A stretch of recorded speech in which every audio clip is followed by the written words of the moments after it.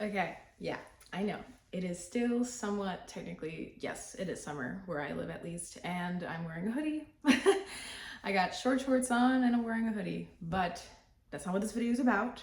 Just wanted you guys to know that I didn't like jump into a different reality where it's cold out yet. It's not. But this is just how I roll inside, okay? There was something I felt really called to record and upload up on here, and it's been kind of like sitting within me, kind of like stirring, or I guess being downloaded or processed for the last, I believe, like 4 days. But I didn't like get the full-on call inside me to record it just yet until now.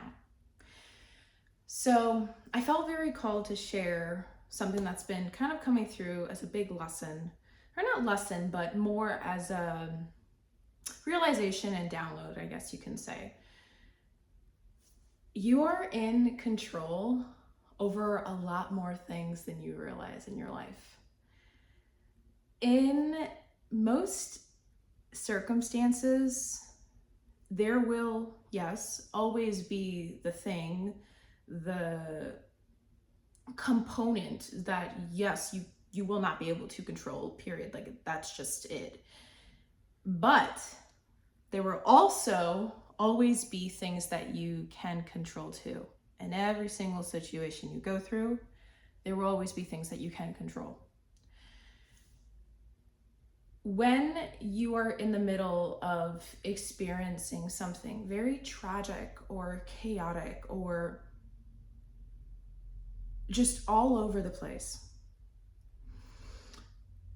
your brain's gonna try to make you focus on the mess in front of you, the tornado of it all, rather than how to get the solution. And this is where the responsibility that lies on all of us, lies on humanity, comes into play. Because it is the truth. What I'm about to state is not my opinion, it is fact. That technology, everything in our world that is evolving 10,000 times quicker and faster than our brains ever did in our history of evolution. What that means is that we are still predisposed to stay in survival mode. Naturally, organically, instinctively, primitively, we are all kind of at our base meant to be driven and function off of what keeps us alive. What that means is that whenever you have a dream, whenever you have something or a situation, like I said, a tragedy, something that happens, you are going to see it happening to you. And you're not gonna give yourself the full permission, because there's this veil of survival instinctive mechanisms over your head, which isn't your fault. That's just how our brain can work sometimes if we don't teach it the other way around. And it's gonna leave you forgetting that you're the one in control of the script. You're the one in control of how you view the situation. You're the one in control of how your brain tries to shape your perception right now. But here's the thing. If this is all new to you, what I'm sharing right now, most of the time, scientifically, factually, our brain, it shapes everything that we perceive to this very day based off of our emotional experience, emotional memories, and traumas, and things that we have endured in the past. Things that have been cyclical, things that have been of some sort of pattern, okay? So whenever you're experiencing anything in life, whether it's positive, whether it's negative, whether it's whatever you want to label it, because at the end of the day, it's all just labels, isn't it? Your brain is registering it through a filter, through a mesh that is like a literal spider web filled with all the things that you think are you. When in reality, it's just your ego. Your ego is the thing that's trying to keep you alive. Your ego is your likes and your dislikes. Your ego is what helps you have the human experience. But here's the thing, we are not our ego. Our ego is a vessel that allows us to be human, okay? And through human evolution, this is where we are able to flip the script, because yes, we do have a lot more control in our life than we realize.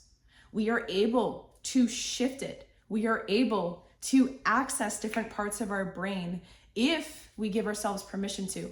If we take the first and the most annoying and the step that most people don't really like to start at, which is just the first step. The first step is the hardest step for a reason, okay? Because it's unfamiliar, it's unknown, it's uncomfortable, and your brain's gonna try to fight you on it every chance it can get. Because like I said, evolution right now, like the world that we know today, it's just gonna keep evolving like this. But our brain can only evolve like this. So while this, I'm trying to do this, while this is doing this is doing this. I really tried hard there. I was like, oh my God, it's like doing this. But this is so much easier. But I swear, guys, try snapping quicker in one hand and doing this and then going, that was really hard. My brain was like, whoa, okay, continuing. But you guys get the point, hopefully. This is where we gotta stay curious. This is where we gotta take steps back. This is where we gotta stay in third person. And if you're being faced with a situation, ask in your head, my name is Bridget, so I would say, what would Bridget do? What would a healed version of Bridget do? What would the version of Bridget that would put herself first do in the situation? Whatever situation comes your way, what would the strong and empowered, independent Bridget do? Like, I do that for myself because I know that if I really wanted to choose that narrative, I can, I could, I will, because I'm putting it in my face. I'm showing to myself that there's another option here. There's another path. There's another choice. There's no fate. There's no destined, okay? All that stuff, bullshit. You create it. You choose it. You have the control, the capacity to get to there, to get to that storyline, to get to that narrative, to get to the mold that you want to embody.